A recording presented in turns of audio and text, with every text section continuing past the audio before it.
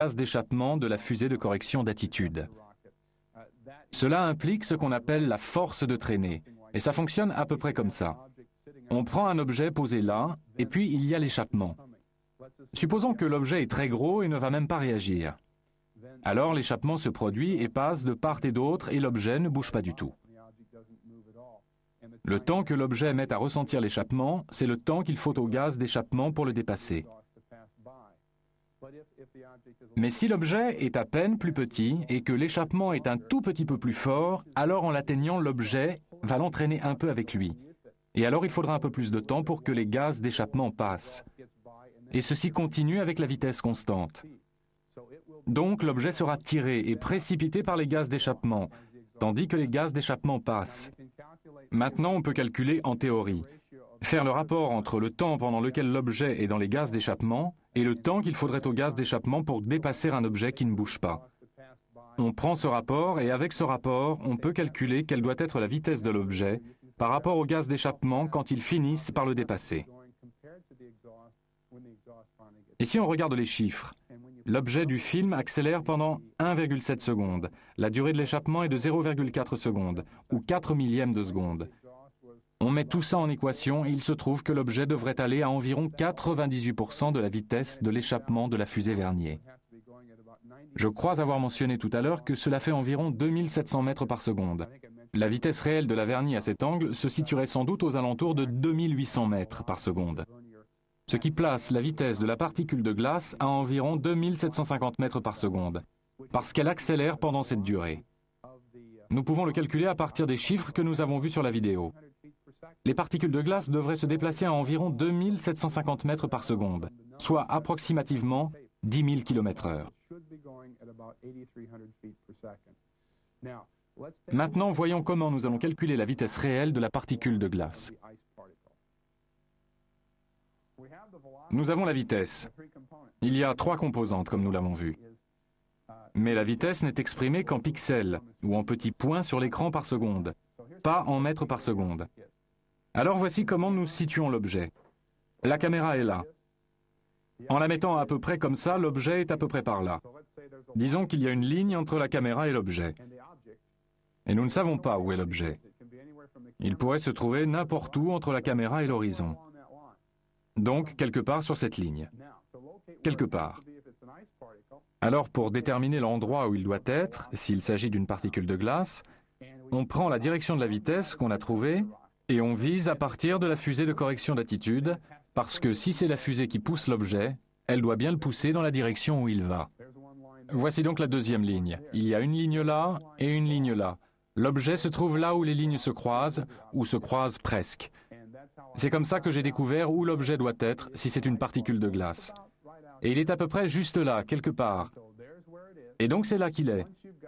Une fois qu'on l'a placé là, on peut traduire les pixels par seconde, en mètres par seconde, et savoir réellement à quelle vitesse il va. Alors il y a 2 manières de calculer la vitesse réelle de l'échappement de la fusée.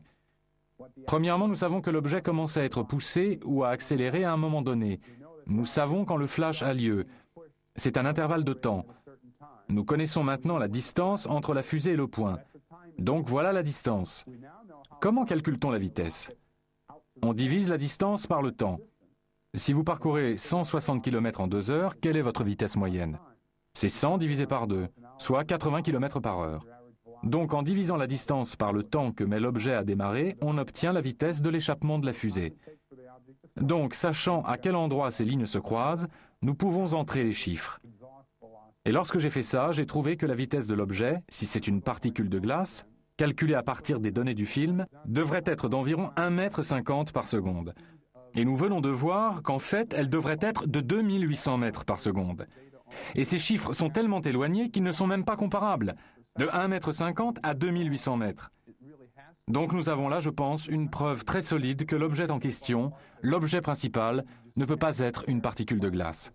C'est simplement une question d'ordre de grandeur. Il ne va pas assez vite. Et voilà notre 3e preuve.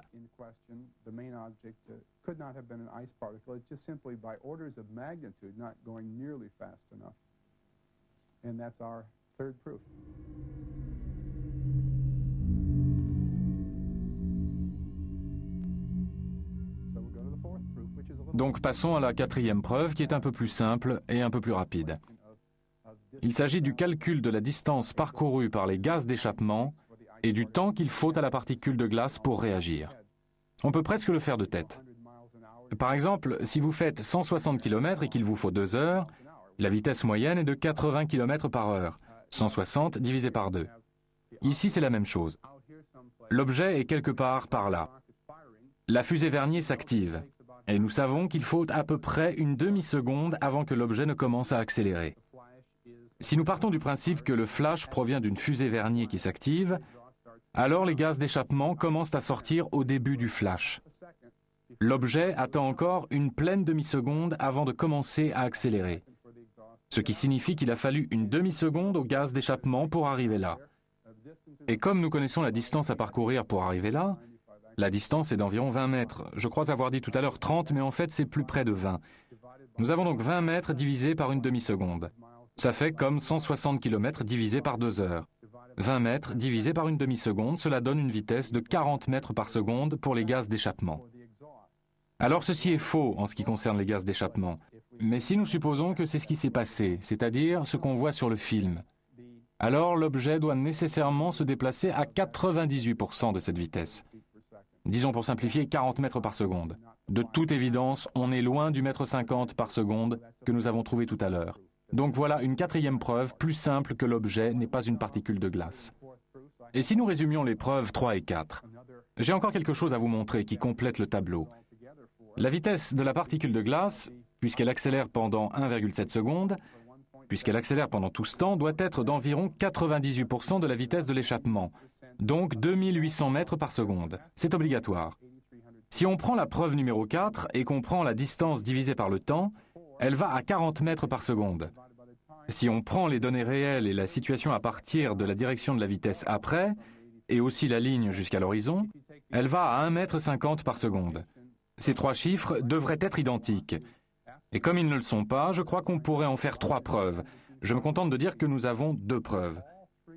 Encore une fois, tous ces chiffres devraient être identiques et ne le sont pas. Et donc cela ne cadre pas avec la théorie des particules de glace. Et cela résume les preuves 3 et 4.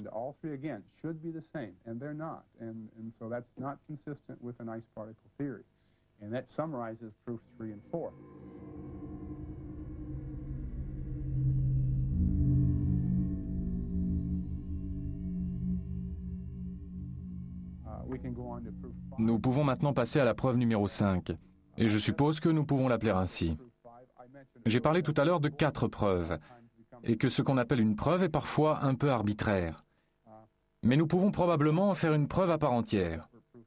Si nous disons, d'accord, le mètre 50 par seconde, ça ne marche pas. Et si nous prenions la distance à laquelle elle devrait être pour qu'on ait les 2800 mètres par seconde, et qu'on voit où devrait se trouver la particule de glace dans ce cas-là. C'est un calcul assez simple, et je l'ai fait.